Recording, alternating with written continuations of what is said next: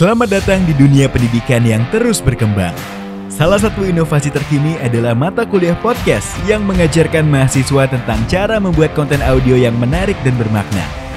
Mata kuliah ini tidak hanya berfokus pada teknik produksi, tetapi juga mencakup aspek kreativitas, narasi, dan pemasaran. Mari kita lihat lebih dekat apa yang dipelajari dalam mata kuliah ini. Well, kita ketemu lagi dalam acara Ditanya Dijawab. Jadi ada yang ditanya, ada yang dijawab. Nah, kewajiban gue adalah menjawab pertanyaan-pertanyaan yang diajukan. Pertanyaannya yang pertama itu,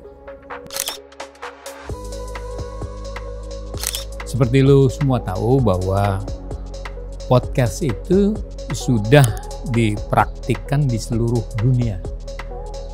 Nah, dalam rangka menyampaikan isi kenyataan itu.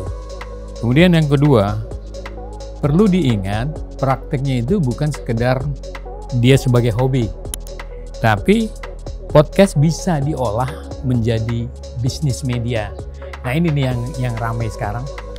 Dia bukan sekedar hobi, tapi dia dijadikan bisnis media. Dan tentunya ini hal yang menarik, karena di dalamnya ada tantangan. Yang berikutnya, kenapa sih podcast jadi mata kuliah? Podcast merupakan destruktif terhadap dunia media massa. Dengan begitu, media ini, podcast maksud gua, memiliki bentuk kultural yang mewakili karakter new media. Dia sifatnya berbeda dengan old media. Itu. Yang terakhir, soal kenapa podcast jadi mata kuliah. Podcast itu bukan semata-mata objek media. Bukan sekedar membicarakan episode dari podcast. Bukan juga membicarakan podcast network atau podcast streaming platform. Tapi podcast sebagai bentuk budaya baru. Ini yang gue mau sampaikan ke lo. Jadi podcast menjadi budaya baru. Karena itu kita mempelajarinya. Di awal semester, mahasiswa diajarkan tentang pentingnya perencanaan. Mereka belajar bagaimana mengembangkan konsep yang menarik dan relevan dengan audiens target mereka. Selanjutnya, mahasiswa mulai berlatih keterampilan teknis seperti teknik wawancara dan penggunaan peralatan rekaman. Mereka belajar cara membuat suara yang jernih dan menarik, serta mengedit rekaman untuk menghasilkan konten berkualitas tinggi. Proses editing adalah tahap yang krusial.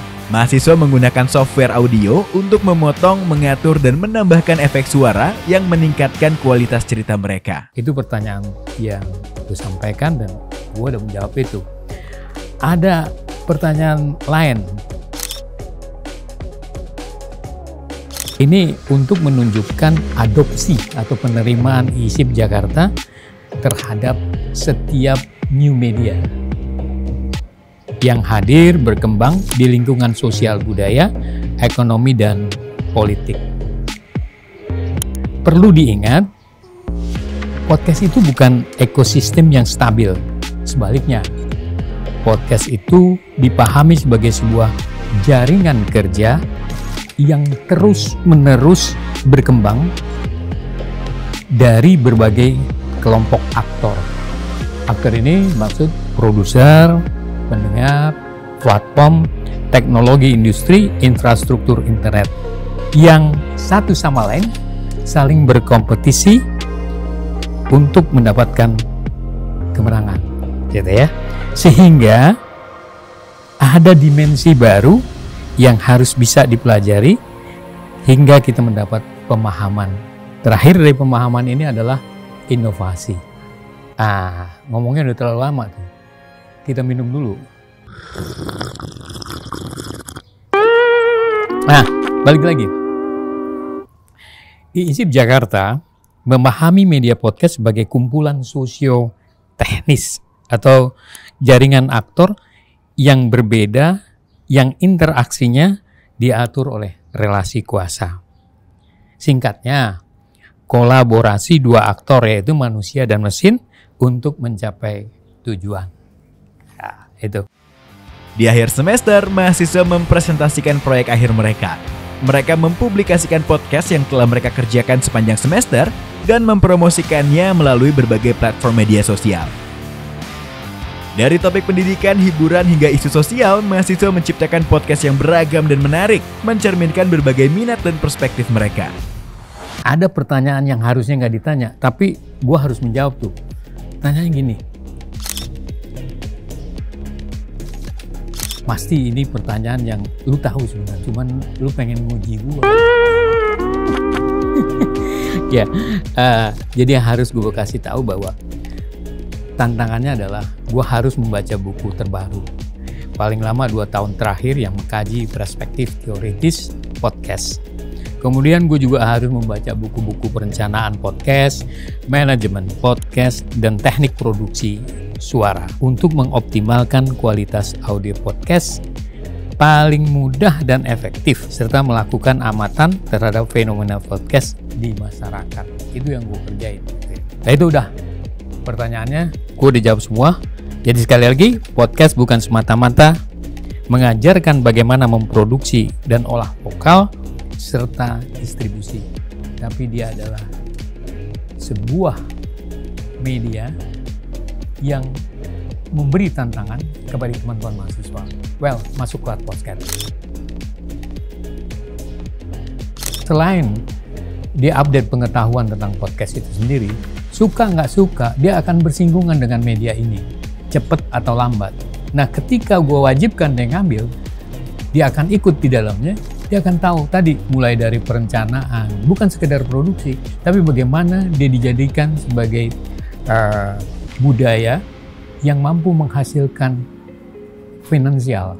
Kan gitu, orientasinya ke sana. Jadi bukan sekedar belajar, tapi bagaimana podcast yang dibikin itu haruslah mampu memberikan finansial. Itu. Gue makanya itu gue bilang, kalau lu hanya sekedar hobi gitu ya, sekedar ikut-ikutan, itu nggak usahlah ikut kelas podcast. Yang gue pengen adalah keterlibatan lu mulai dari perencanaan sampai kepada eksekusinya dengan benar. Gitu. Ada kata dengan benar berarti ikut prosedurnya. Lu kan gue suruh melakukan penelitian, know your audience. Gimana bisa lu membuat sebuah podcast yang lu nggak tahu siapa audiensnya? Lu harus tahu habit dari siapa si audiens lu. Dengan begitu lu bisa memberikan apa yang menjadi kebutuhan. Yang salah adalah begini, kita nggak tahu apa kebutuhan kita kasih, nggak bakal manfaat. Lu bayangkan, lu perlu makan, gua kasih makan. Kelar nggak urusannya? Kelar. Karena itu beri apa yang menjadi kebutuhan, bukan beri apa yang lu punya. Salah. Kalau gue sih maunya belajar. Yang susahnya anak istri adalah mau membaca. Dia lebih seneng diceritain. Emang enak sih diceritain, tapi kalau dia belajar, dia bisa discuss di kelas. Jadi mau gue, dia belajar, dia update, dia terus lakukan amatan di sekitarnya supaya dia tahu, karena itu keterlibatannya pada dunia industri. Ketika masuk dunia industri, tuntutannya gini. Nah, gue menyiapkan itu. Ketika lu masuk ke dunia industri, lu udah siap, karena memang gue menyiapkan lu untuk itu. Jadi mau gue, permintaannya adalah lu juga belajar. Gue belajar, lu belajar. Kita diskusi di kelas, jangan gue cerita, lu nganga. Kalau lo mau belajar podcast di ISIP tempat, dan itu adalah satu-satunya yang ada di selama ini yang gue tahu, ISIP menyelenggarakan itu menjadi mata kuliah, bukan turunan, gitu ya. Jadi dia adalah mata kuliah. Belajarlah di ISIP, karena lo akan dapat bagaimana praktek dan belajar yang sesungguhnya. Nama saya Omar, saya ngajar beberapa mata kuliah yang hubungannya dengan komunikasi. Pertama itu pengantar ilmu komunikasi, produksi siaran radio, 3 ngajar podcast. Kalau lu ikut kelas gua, mudah-mudahan kita bisa diskusi. Akhirnya, wassalamualaikum warahmatullahi wabarakatuh.